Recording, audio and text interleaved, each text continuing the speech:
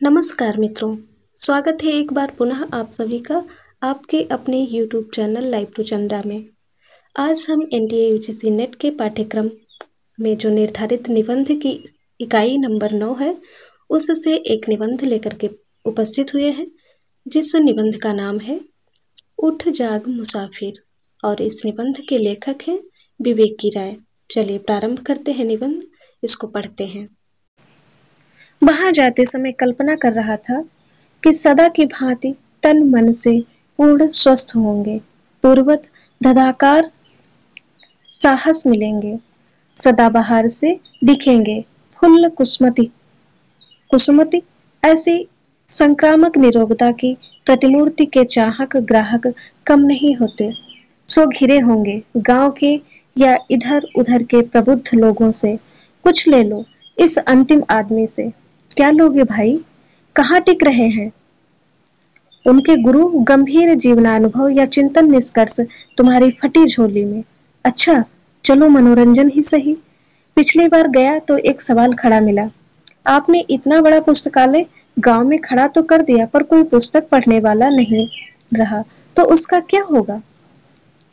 प्रश्न सुनकर मास्टर साहब अर्थात जगदीश बाबू का चिर परिचित मुक्ताहास बिखर गया और आधा उत्तर तो प्रश्नकर्ताओं को जैसे इसी में मिल गया कि यह भी कोई प्रश्न है, और यदि है तो इसे स्वयं से पूछो। शेष आधे उत्तर के रूप में पूरे आत्मविश्वास के साथ एक प्रश्न ही उन्होंने उछाल दिया। अरे भाई, रात होती है, अंधेरा होता है, तो तुम चाहो या ना चाहो प्रभात का प्रकाश स्वमेव उतर आता है कि नहीं? और फिर वही मुक्त मृदुमंद हास। और तब ऐसा लगा था जैसे दिनकर की कविता पंक्तियां आकर खड़ी हो, मास्टर साहब के पक्ष में गवाही दे रही हैं। जवानी की आंखों में ज्वाला होती है, बुढ़ापे की आंखों में प्रकाश होता है। जवानी की आंखों में ज्वाला होती है, बुढ़ापे की आंखों में प्रकाश होता है, और यही कारण है कि जवानी संचय होती है, बुढ़ापा दान होता है। जवानी संचय होती है, बुढ़ापा दान होता है। जवानी सुंदर होती है, बुढ़ापा महान होता है। लो गांव वालों, बहुत लगन के साथ जवानी में संचित किया यह विशाल पुस्तकालय आयु के 95 पड़ाव पर तुम्हें सौंप रहा हूँ। संभालो अपनी थाती, और तब वे क्या सचमुच महान नहीं हो जाते? लेकिन इस महानता की कल्पना को तब गहरा धक्का लगा जब उन्हें बेहाल हीन स्थिति में देखा। जरा तुषार भिन्नता शरीर सरोजनी। पूरा श्लोक मुंह से कढ़ते कढ़ते रह गया। नहीं, अभी प्राण भ्रमर उसे छोड़ कहीं कहीं जाने वाला नहीं, मात्र निश्चेष्ट उतान पड़े सोए हैं। चौकी पर बिस्तर नहीं, अधोवस्त्र के रूप में मात्र खादी का अंडरवियर है, और खादी का ही एक पुराना गमछा ओढ़े जैसे है। वस्त्र दोनों साफ सुथरे नहीं। फिर एक धक्का लगा। खादी के चमाचम धवल धुले वस्त्रों के लिए वे एक प्रतिमान समझे जाते हैं। उत्तराभिमुख बैठक खाने के आगे लता पत्रादि से घिरे पूरे प्रांगण को घेर कर जो एक अर्गनी है, वह बराबर आंखों पर चढ़ने वाले कपड़ों, धुलने के बाद सूखने के लिए डाले गए वस्त्रों, धोती, कुर्ता, बंडी, चादर और गमछा आदि से सज्जित मिलती। यह उनकी एक विशिष्ट पहचान रही। आगंतुक इन्हें देखकर अनुमान कर लेता वे मौजूद हैं, तो मौजूद तो वे आज भी हैं, पर यह कैसी बीमार बेपहचान मौजूदगी। कोई व्यक्ति पास नहीं है तो क्या मान लें कि बूढ़ों के साथ लोग कहाँ तक वफा करें। बूढ़ों के साथ लोग कहाँ तक वफा करें, लेकिन ना आती मौत तो बूढ़े भी क्या करें। कितनी मार्मिक बातें कही गई हैं कि बूढ़ों के साथ लोग कहाँ तक वफा करें, लेकिन ना आती मौत तो बूढ़े भी क्या करें। लेकिन स्थिति ऐसी नहीं थी। वहां ना तो सेवा करने वालों का अभाव था और ना ही मौत का इंतजार था। मात्र वे बीमार थे। कभी बीमार न पड़ने वाला आदमी बीमार था।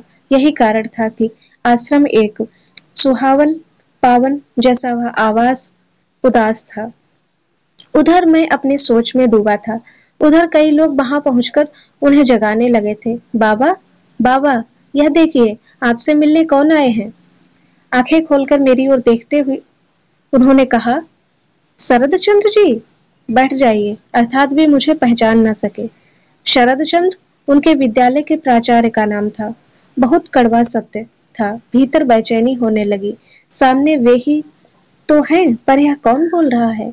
कितना क्रूर, कठोर और दुर्मम है समय के हाथों इस प्रकार झटक दिया जाना। उनके एक स्वजन ने कान के पास मुंह कर जोर से जब मेरा नाम बताया तो जैसे तरंगित हो गए। सोए सोए सुपरिचित खुले हुए ऊंचे स्वर में बोले, क्षमा, बारंबार क्षमा, हजार बार क्षमा, क्षमा। बैठिए बैठिए, शरीर है ना ठीक हो जाता है तो पिछली बार की तरह बनारस चला जाएगा। आप कहेंगे तो आगे इलाहाबाद या फिर दिल्ली तक चलेंगे। अरे, आपको चाय पिलाओ भाई, भोजन का भी वक्त है। फिर ना हो तो आज पुस्तकालय के लिए एक बैठक भी कर लेंगे। बोलते बोलते एकदम चुप हो गए। लगा कि तो लगा कि बोलने में कठिनाई हो रही है। खुले हुए ऊंचे निरोग जैसे स्वर की ठनक तो वही थी, पर उसका आत्मविश्वास से पूर्ण पहले जैसा स्वाभाविक ताप नहीं था और ठंडापन छिप नहीं रहा था। सामने वाला चकितकारी सत्य बहुत आहत कर रहा था। 1 साल के भीतर ही यह क्या हुआ? क्या सचमुच बुढ़ापा अचानक धमक कर चकित कर देता है कि अरे, यह क्या हुआ? राष्ट्रीय स्तर के एक विद्या मंदिर के एक इस तेजस्वी शिक्षक गांधीवादी चिंतन और जीवन शैली में आजीवन रसे बसे सदाबहार स्वास्थ्य के लिए प्रसिद्ध ग्राम मनीषी तथा सुरुचिपूर्ण सुवेश में सदा साहस मिलने वाले इस समाज सेवी को ऐसे बेहाल कैसे देख रहा हूँ। लेकिन बेहाल कैसे? संभवतः यह नियति और जिजीविषा का संघर्ष है। अभी यात्राएं करनी है, पुस्तकालय के भविष्य को संवारना है। इस बुद्धिजीवी के भीतर कोई कविंद्र दीपित दिख रहा है। मरित चाहे ना आमे सुंदर भुवने, मानवेर मांझे आमे बाँच करे, चाय पर विश्व जगतेरस माझ खने दड़ाइयां बजाई सौंदर्य से। मकान जर्जर होने से क्या, मकान मालिक जवान है। वह इस सुंदर संसार को और सुंदर बनाने के लिए जिएगा। वह इस सुंदर संसार को और सुंदर बनाने के लिए जिएगा। यहाँ खड़े होकर बंशी बजाएगा। हाय रोग, हाय दया, करे उसकी बलाए। नहीं, वह रोएगा धोएगा नहीं, पड़ा रहेगा शांत मौन, कोई सिकवा शिकायत नहीं, अपने प्रिय कवि कबीर साहब की तरह बेहद के मैदान में सोया है। कुछ निरंतर हो रहा है। क्या हो रहा है? शायद सुमिरन भजन। आश्चर्य। इधर मैं उनके एक स्वजन से उनकी अप्रत्याशित अवस्था के विषय में जानकारी ले रहा था और उधर अपनी मौज में जैसे मुझे सुना रहे हैं उसी अमंद स्वर में अर्धमुनी आंखों में बोलते जा रहे हैं। राम नाम लड्डू, गोपाल नाम घीव, हरि का नाम मिश्री और घोर घोर पीऊ। झूठे सुख को सुख कहत मानत हैं, मन मोद जगत चबेना काल को, चहक कर अंत काल तुम सुमिरन गति। और फिर चहक कर कुछ मौज में, माता बिन आदर कौन करे, बरखा बिन सागर कौन भरे। माता बिन आदर कौन करे, बरखा बिन सागर कौन भरे। राम बिना दुख कौन हरे। तराने पर विराम लगा तो मैं सामने हाथ जोड़कर खड़ा हुआ। अब चलने की आज्ञा दीजिए।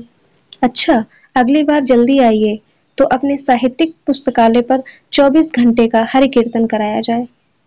वही मुद्रा, वही अधमुंदी आंखें, वही निर्भाव भाव में चौकी पर लेटे लेटे बोलना, जैसे किसी और से नहीं स्वयं से बोल रहे हैं। आत्मलीन आत्म संबोधन। अब मैं बहुत हैरान हूँ। बस राम नाम लड्डू, सुमिरन भजन, हरि कीर्तन और राम बिना दुख कौन हरे वाली धार्मिक लाइन पर कभी उन्हें इस प्रार्थी भाव में देखा नहीं। फिर दुख हरने में माता की सनातन भूमिका का स्मरण, उनके जीवन और चिंतन शैली को देखते ये बातें बेमेल पड़ गले से उतर नहीं रही हैं। तो क्या मान लें कि यह हारे को हरिनाम वाली स्थिति है? मगर हारे कहाँ है? अभी तो मन जवान है, लड़ रहा है, पुस्तकालय की मीटिंग कर रहा है, यात्राएं कर रहा है। मन के हारे हार है, मन के जीते जीत। तो यहाँ तो जीत ही जीत है। अंत भला तो सब भला। यात्रा के इस पड़ाव की, इस श्रेष्ठतम स्थिति है कि आधि व्याधि सहित मौत को पछाड़कर आदमी अपनी मौज में दहाड़ता रहे। नहीं, यहाँ पराजय का अस्तित्व नहीं। कहाँ किसी अपनी बीमारी या किसी डॉक्टर या स्वजन की चर्चा हो रही। चर्चा है गोपाल नाम घी की, अर्थात अगले पड़ाव पर चलते चलते में घी खाकर तगड़े बन जाएं। यही आदर्श वीरता है। यह एक निराला संदर्भ है। सत्य है कि रेत सा तन ढह गया है, मगर किसका? वह जो एक कल्पित नाम रूप है, क्या उसका जिसके लिए वह मैं का प्रयोग करता है? नहीं, मैं अलक्षित हूँ, यही कवि कह गया है। वह अलक्षित है, यह जो दिखाई पड़ रहा है, जो अगणित बंधनों में जकड़ा है, वह नहीं। गुण और संस्कार ही नहीं, अपना यह ओढ़ा हुआ व्यक्तित्व, कल्पित संबंध और अर्जित ज्ञान भी महामारक बंधन। तो अब यह परम पुरुषार्थ देखो, यह निर्बंध असंग पुरुष इस बंधे हुए पुल से गुजर जाने के लिए उद्यत है। यही कारण है कि जीवन भर गांधी, अरविंद, राधा कृष्ण और कबीर आदि से लेकर दिनकर, पंत प्रसाद, प्रेमचंद और हजारी प्रसाद द्विवेदी को पढ़ने वाला वह स्वयं अब स्वयं को पढ़ रहा है।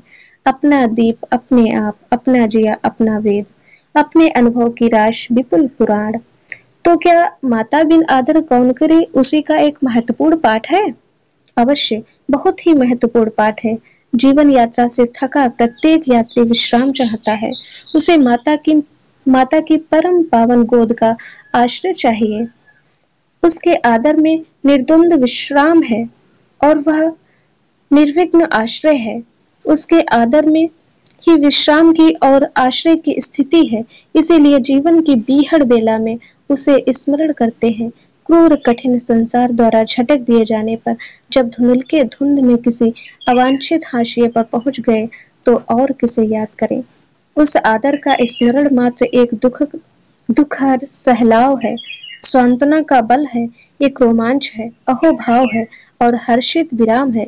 किसी कवि की पंक्तियां उमड़ रही हैं। माँ चंदन की गंध है, माँ रेशम का तार बंधा हुआ जिस तार में सारा ही घर द्वार, यहाँ वहाँ सारा जहां नापे अपने पांव, माँ के आंचल सी नहीं और कहीं भी छांव। थके यात्री को अब ठहराव चाहिए, विश्राम चाहिए, माँ के आंचल की छांव चाहिए। माता बिन आदर कौन करे। कुल मिलाकर यह निज घर वापस लौटने की लालसा है। पर घर की आपाधापी से, विश्राम से छुट्टी मिले, दासत्व से छुट्टी मिले, सर्वो ही आत्मग्रहे राजा। स्वस्थ रहे तो सदा सानंद रहे, स्वस्थ रहें तो सानंद रहें। जो देखा, जो सुना और जो सोचा समझा और कुल मिलाकर जो जिया, वह सब मोह मूल परमार्थ नाही और मोह सकल व्याधिन कर मूला। इन्हीं सारी व्याधियों से ग्रस्त दुखिया सब संसार है। उलटवासी में जीती है। लोगों ने कहा मास्टर साहब बीमार हैं। बीमार अर्थात रोगग्रस्त, अस्वस्थ। अभी कुछ माह पूर्व तक आंख, कान, दिल, दिमाग, चलना फिरना, हंसना बोलना, खाना पीना और व्यवहारिक जीवन जीना दुरुस्त था तो समझ लिया तंदुरुस्त है। वह तन अब दुरुस्त नहीं, उसके अंग काम नहीं करते। कोई भी व्यक्ति तन नहीं है। वह उसके भीतर उसका संचालक, नियामक बनकर बैठा है। उसी में स्थित होना, अपने स्व के साथ होना, स्वस्थ होना है। जो स्वस्थ होगा वही शांत होगा, निर्माण मोहा होगा, निर्द्वंद निश्चेष्ट होगा, बेपहचान होगा और वही बोल सकेगा माता बिन आदर कौन करे। भव रोग रोगी माता का नहीं, रोग का, दवा का, डॉक्टर का, अस्पताल का राग अलापता विक्षिप्त रहेगा। कहाँ ऐसी मौज नसीब होगी कि राम नाम लड्डू बांटे। तो मास्टर साहब स्व में स्थित हैं, बांट रहे हैं। लो दुनिया के लोगों, लड्डू लो, घी मिश्री लो और फिर परम लाभ के लिए राम का नाम लो। राम बिना दुख कौन हरे। और मेरे लिए माता का प्यार अलम है। जीवन भर कबीर को पढ़ने वाला अब कबीर को जिएगा। जीवन की नहीं, वरेण्य स्थिति जब चाहे चली गई तो फिर चिंता कहाँ टिकेगी। और फिर तो मनुआ बेपरवाह, क्या मस्ती है। जिसको कछु न चाहिए वह साहन का साह। इस शाहनशाह पर संसार की निगाह नहीं पड़ती। वह देखती है यह शरीर है, बीमार है, अब अधिक नहीं चलेगा, मगर वह रुकता कहाँ है। यह जो है सब नई यात्रा की प्रस्थान प्रक्रिया है। यह वंशांश जीर्णानि को त्यागने और नवीन ग्रहणादि के मध्य का सचल परिदृश्य है, परम पावन है। मृत्यु रे तुह मम श्याम समान। रवि बाबू का श्याम ही मास्टर साहब की माता है। तुम ही हो माता, तुम ही पिता हो। अब तुम्हारा प्यार ही वांछित है, संसार पीछे छूट गया, अब कैसा बंधन। स्वतंत्रता संग्राम के दिनों में लोग एक गीत गाया करते थे, हम दीवानों की क्या हस्ती है, आज यहाँ कल वहाँ रहे, मस्ती का आलम साथ चला, हम धूल उड़ाते जहाँ चले। और अब लगता है उसी गीत की अंतिम पंक्तियों को ये जी रहे हैं। अब अपना और पराया क्या, आबाद रहे जीने वाले। अब अपना और पराया क्या, आबाद रहे जीने वाले। हम स्वयं बंधे थे और स्वयं ही सारा बंधन तोड़ चले। कहाँ चले?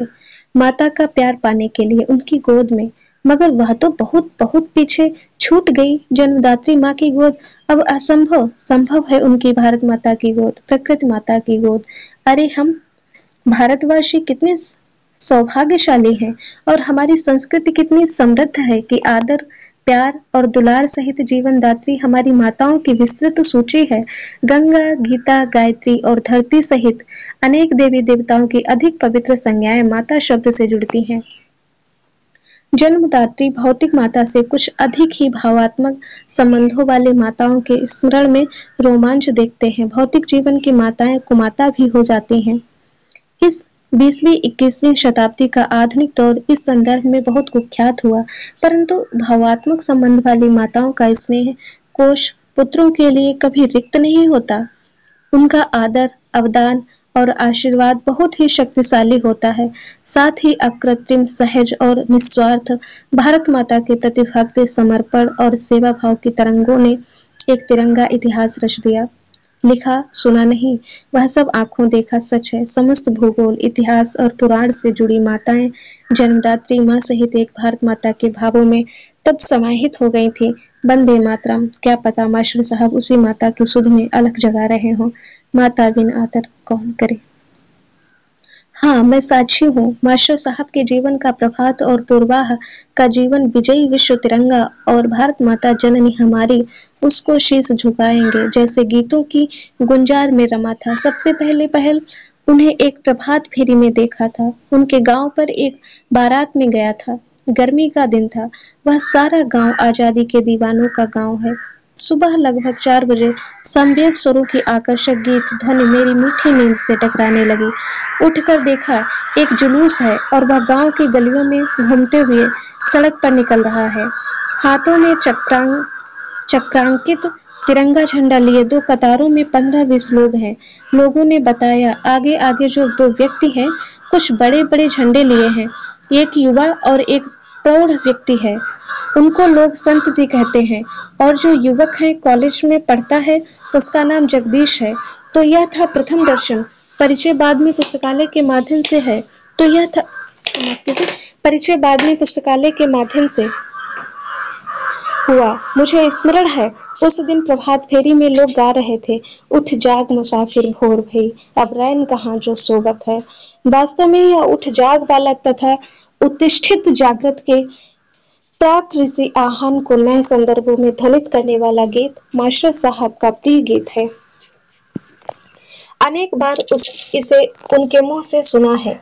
क्या पता जीवन की चढ़ती अवधि का यह राष्ट्र जागरण वाला गीत इस जीवन की उत्तरी सांध्य वेला में आत्म जागरण की कोई मनोवैज्ञानिक लहर बनकर कंठ स्वर में फूट पड़ी हो।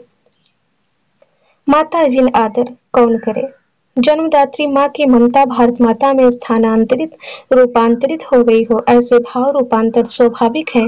उस सेनानी पीढ़ी की भारत माता के प्रति स्वाधीनता और नवजागरण के प्रति समर्पित तथा गहरी संशक्ति समय का एक ज्वलंत सत्य है।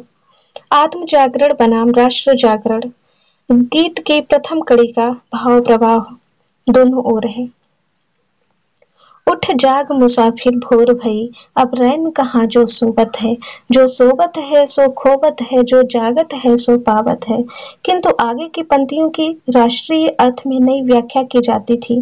मास्टर साहब कहते हैं, गीत में रव का, प्रभु का ध्यान करने की बात कही गई है। हमारा रव भारत माता है, हम उसी का ध्यान करते हैं। रही बात पाप की, तो हम वासियों ने अपनी फुटमत का गाफिल होने तथा सोए रहने का पाप किया, जिसकी करनी भुगत रहे हैं, पराधीन बने हैं। भारत माता वंदनीय है और अगली पंक्तियों में जगने, एकजुट होने और कुछ करने का आह्वान है। और अंत में कहा गया, जब खेती चिड़िया चुग डारी, फिर पछताए क्या होवत है। तो इस जागरूकता मंत्र उठो जागो का राष्ट्रव्यापी मंत्र प्रभात बेला में स्पंदित है। मूल समस्या सो जाने की है, इसलिए जगाने के बहुआयामी यत्न चल रहे हैं। कोई भारत माता का भगत भी है और सिंह भी है, तो वह क्या करता है? जवानों को जगाने के लिए काउंसिल में बम फेंका और फिर फांसी पर चढ़ने जा रहा है तो भारत माता से विदा मांगता है। बहुत लोकप्रिय गीत था, विदा कर दो मुझे माता, एक निराला कवि है जो इस बात पर तड़प रहा है कि सिंहों की माद में आया है आज स्यार। और फिर बही, जागो नगपत जागो विशाल। कोई छायावादी कवि प्रसाद रूप में नवजागरण मंत्र फूंक रहा है। बीती विभावरी जागरी, शुरुआत भारतेंदु ने की, डूबत भारत नाथ बेग अब जागो। उन्होंने परमात्मा को ही पुकार दिया, पुकार सुनी गई। वह परमात्मा आत्मा के रूप में प्रतिष्ठित होकर और गांव के किसानों में नवजागरण का अदम्य ज्वार बन उमड़ रहा है। जग हैं, जाग रहे हैं, उठ जाग मुसाफिर। प्रभात फेरी की यह श्रृंखला गीत गुंजार से पहुंचती है आत्म बलिदान की मंजिल तक। बंदनी माँ को न भूलो, राग में अब मत झूलो, हो जहां बलशीस अगणित, एक सिर मेरा मिला लो। वंदिनी भारत माता स्वतंत्र हुई, परंतु उस त्यागी, बलिदानी और आजादी की दीवानी पीढ़ी पुत्रों के सपने कहाँ पूर्ण हुए? अब तो भारत माता का नाम लेना भी गुनाह जैसा। उस नाम का सारा रोमांच वोट तंत्र के बुलडोजर में चंप कर चूर चूर हो गया। समर्पित में से कुछ कुंठित हो मर खप गए, कुछ पथ भ्रष्ट हुए ऐसे कि देश को कांटों से बचाते बचाते फूलों की मालाओं में डूब गए। कुर्सी, कमाई, पार्टी, प्रॉपर्टी और लोकतंत्र बनाम धन बल तंत्र, बाहुबल तंत्र वाले अंधे युग के भ्रष्टाचार भक्त गा बजा कर नाच रहे हैं। अब हो नाच्यो बहुत गोपाल, अब हो नाच्यो बहुत गोपाल, चोर मचावे शोर। तब मास्टर जैसा व्यक्ति अब क्या बोले, किस सोए देश को जगाए? अब मान ले पुस्तकालय उसका भारत है, अंधेरी रात के बाद प्रकाश को आना ही है। तब वह घर लौटे, माता बाट देख रही है, माता बिन आदर कौन करे। भारत भूमि पुत्रो अहम पृथिव्याम, एक शब्द जोड़कर उसे एक उच्चासन प्रदान करे मातृभूमि। जन्म दिया माता सा जिसने, जन्म दिया माता सा जिसने, किया सदा लालन पालन, जिसकी मिट्टी जल से ही है, रचा गया हम सबका तन, रचा गया हम सबका तन। पंडित मनन द्विवेदी गजपुरी की इस कविता में मातृभूमि के अवदानों को लता द्रुमाद्रि सहित रक्षाकारी उपादानों की ओर संकेत के बाद कवि एक मार्मिक बात कहता है कि माता की गोद तो केवल बचपन में मिलती है, परंतु मातृभूमि तो मृत्यु पर्यंत अपना स्नेह लुटाती है और मृत्यु के बाद अशरण शरण बन अपने में मिला लेती है। अंत में कवि कहता है, ऐसी मातृभूमि मेरी है स्वर्ग से भी प्यारी, जिसके पद कमलों पर मेरा तन मन धन सब बलिहारी। यह है माता मातृभूमि, जन्मभूमि, स्वर्गलोक से भी भरी भी प्यारी, जननी जन्मभूमि से स्वर्गादपि गरीयसे। एक जगा हुआ व्यक्ति इसके लिए तड़प रहा है।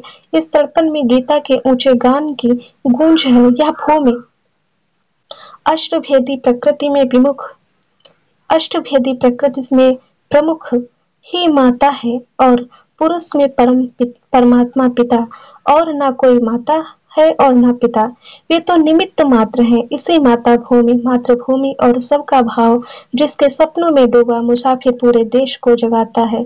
माता बिन आदर कौन करे, एक धन्यता का भाव है, एक भाव भी जननी जन्मभूमि की प्रार्थना है, एक मंत्र है, सुमिरन भजन और कीर्तन है, जीवन साधना का सार है। बुद्धि विकुंठा नाथ समाप्ता समाप्ता मम युक्तयः, अब आश्रय नहीं तुम्हारा परमाश्रय चाहिए। संसार का आश्रय हार है और परमाश्रय जीवन की जीत है। बस अब शरण दो माता, एक मर्म स्पर्शी पुकार। है।